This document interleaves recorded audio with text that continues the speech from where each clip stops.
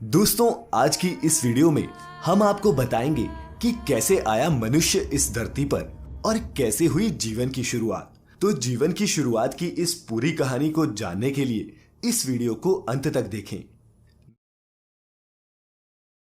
आप सभी का स्वागत है। आज से लगभग 4 अरब साल पहले हमारे महासागर में जीवन के होने की सुगबुगाहट होने लगी थी। हाइड्रोजन, हीलियम, कार्बन, नाइट्रोजन के मिलने से जीवन के लिए आवश्यक तत्वों का निर्माण होने लगा था। पृथ्वी पर जीवन की शुरुआत एक सूक्ष्म जीव के रूप में हुई। करोड़ों सालों तक ये जीवाणु समुद्र की गहराई में पलने लगे। सूक्ष्म जीवाणु काफी सरल थे, लेकिन इसकी वजह से आगे चलकर काफी जटिल जीवों का निर्माण होने लगा। लगभग 2.5 अरब साल पहले इन्हीं सूक्ष्म जीवाणुओं ने सूर्य की किरणों को अपने जीने के लिए इस्तेमाल करना शुरू किया। उन्होंने सबसे पहले एक ऐसे तत्व का निर्माण किया जो जीवन का आधार बन गया। वो ऑक्सीजन था। ऑक्सीजन के बनने से जीवन की कल्पना करना आसान हो गया। उन दिनों महासागरों में आयरन की मात्रा अधिक थी। ऑक्सीजन तथा आयरन की क्रिया से जंग का निर्माण होने लगा, जिससे अरबों सालों तक जंग समुद्र के तल में जमने लगा। लोहे की मात्रा कम होने लगी और ऑक्सीजन की मात्रा बढ़ने लगी, जिससे महासागरों में एक परत बनने लगी। इन 2 लाख वर्षों में पृथ्वी काफी बदल चुकी थी। इसके बाद जीवाणुओं ने ऑक्सीजन का इस्तेमाल करना शुरू किया, जिससे जटिल जीवन धीरे धीरे अस्तित्व में आने लगा। ऑक्सीजन की वजह से कई प्रजातियां समुद्र में जन्म लेने लगी, परंतु धरती पर जीवन अभी भी नहीं था। लगभग 50 करोड़ साल पहले सबसे पहला जलचर, जिसमें एक हड्डी थी, उसने महासागर में जन्म लिया। यह जीवन की क्रांति में सबसे पहला कदम था। पृथ्वी पर 4 अरब साल तक जीवन सिर्फ पानी में ही था। इनमें कई सारे जलचर और पेड़ पौधे थे, परंतु जब पृथ्वी के वातावरण में ऑक्सीजन की मात्रा बढ़ी तो वायुमंडल में ओजोन लेयर बनने लगी, जो पृथ्वी पर जीवन का सूर्य की किरणों से बचाव के लिए जरूरी था। इस वजह से पेड़ पौधे जमीन पर उगने लगे और लगभग 40 करोड़ साल में पृथ्वी पर जंगल ही जंगल दिखने लगा।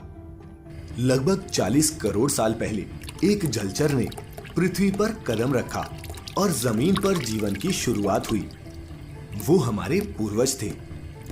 25 करोड़ साल पहले बिग बैंग के विस्फोट के बाद सबसे भयंकर ज्वालामुखी विस्फोट हुआ।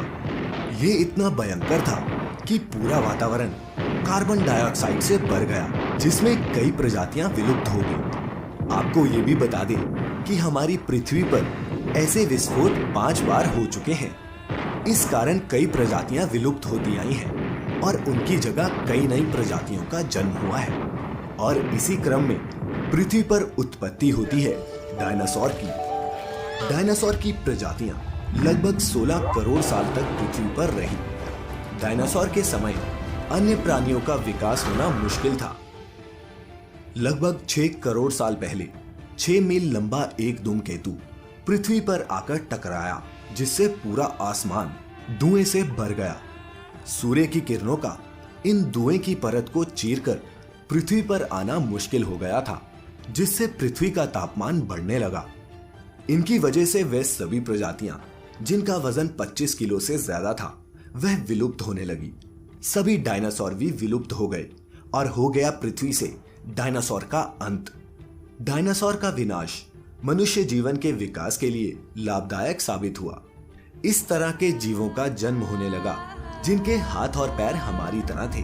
5 करोड़ साल पहले सभी खंड एक दूसरे से अलग हो गए और पृथ्वी आज जैसी दिखने लगी।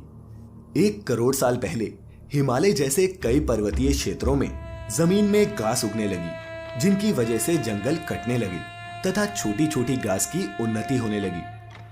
हमारे पूर्वज यानी बंदर पेड़ों से निकलकर जीवन के नए नए तरीके खोजने लगे। वे 2 पैरों पर चलने लगे थे, हाथों का इस्तेमाल करने लगे थे। मनुष्य की प्रगति होने लगी। अग्नि का इस्तेमाल, समूह में रहना, भाषा का इस्तेमाल करना, बड़ी बड़ी आकृतियां बनाना, ईंधन का प्रयोग करना ऊर्जा को संरक्षित करना तथा उसका इस्तेमाल करना, ये सब मनुष्य जाति ने सीख लिया था। आज हम इतने विकसित हो गए हैं कि मनुष्य की जीवन की शुरुआत का रहस्य भी हम सुलझाने में कामयाब रहे हैं। परंतु बिग बैंग से पहले क्या था, बिग बैंग क्यों हुआ, ऐसे कई सवालों के जवाब मनुष्य जाति को अभी ढूंढने हैं।